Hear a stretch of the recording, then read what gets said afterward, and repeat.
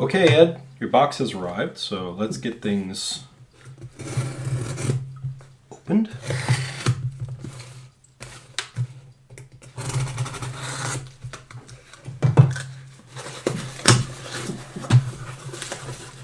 We're gonna get a good look at your watch.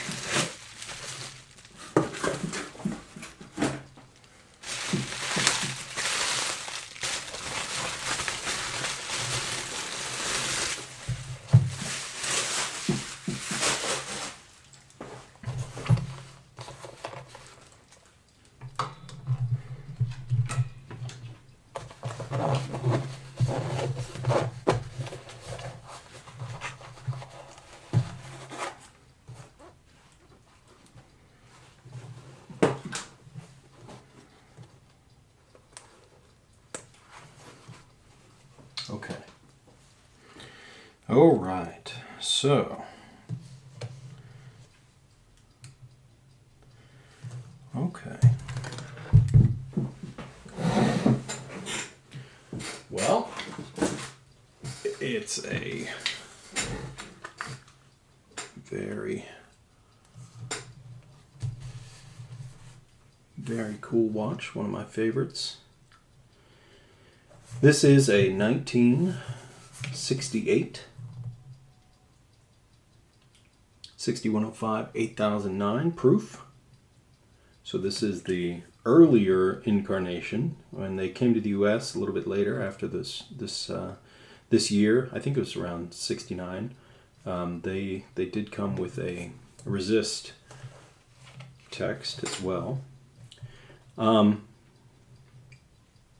So currently running. A little bit of wiggle here in your bezel. All right, so let's just go through things. This was your father's watch, I'm pretty sure, which is really why I was willing to help you, get this sorted out. It's pretty clear that the watch is in good physical condition. I mean, the look of the case and the crown and the bezel. Bezel's a little wiggly, but that could just be the nature of the spring that's in there.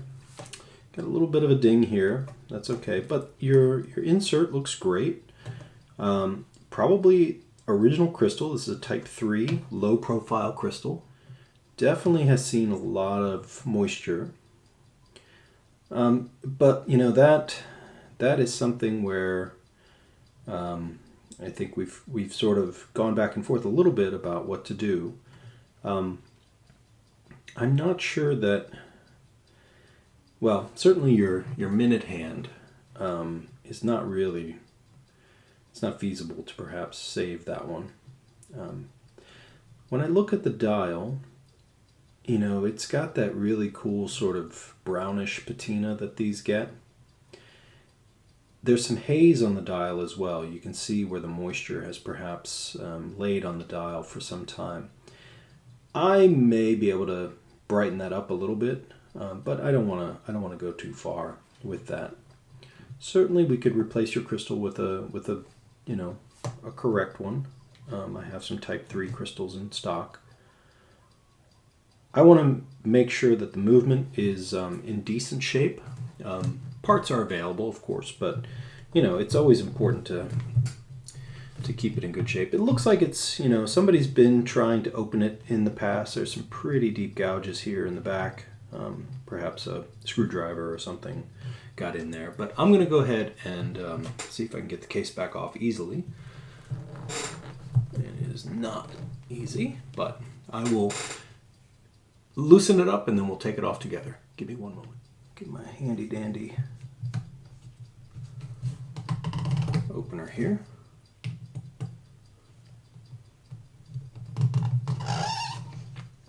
Got a very stiff seal in the back. Okay, so it looks like perhaps saw a bit of service at some point. Don't know what those numbers mean. It's got 2 service marks that I can discern in the back. There's one down here towards the bottom, and one right here.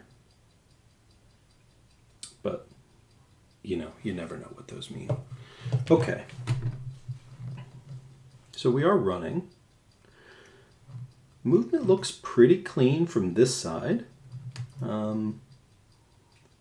This, again, is a 6105A movement, which is the non-hacking version of this movement. So let's go ahead and just artificially power the movement by winding some power into the mainspring. Go until it's basically stiff. And it's running. That's good. Okay, let's put on the time grapher. Let's just see where it stands, and that'll give us an idea about, you know, just what it needs in terms of service.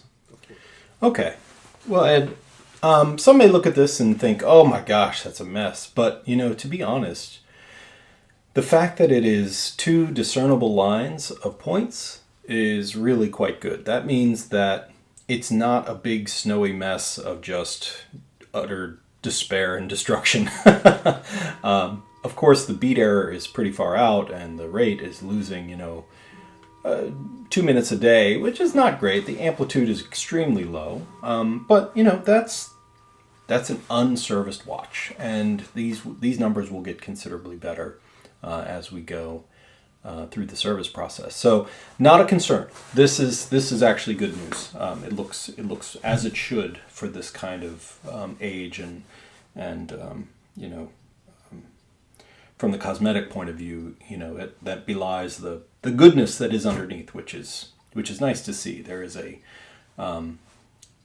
definitely a heart of a good watch, a good running watch here. So I think we can get pretty far with this. Okay, we'll come back to the bench. Okay, Ed, well, the next sort of decisions to make are really what to do about your hands and dial and the loom. Now, the purist would say,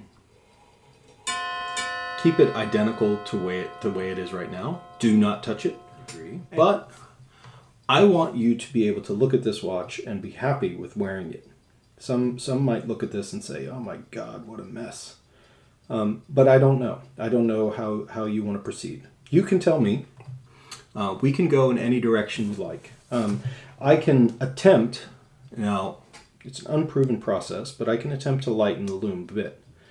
I'm hesitant to do that on a customer's watch simply because, you know, it can lead to, you know, the loom not coming clean, and then you have sort of a hodgepodge.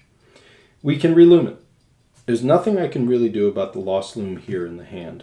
I can't match it necessarily. Now, if we were able to lighten the loom a bit, I could match it in terms of its luminosity. We could fully go with my non-intense glow loom, my vintage style loom that looks great on everything, or we just leave it alone. So again, this is your watch. It is 100% your decision to make. I have no skin in the game. And you know, we'll proceed however you decide you want. So good starting point for a service. A little bit of cosmetic discussion to have, but overall a very, very good clean watch. Okay, good place to start, and let me know how you want to move forward. Thanks for watching.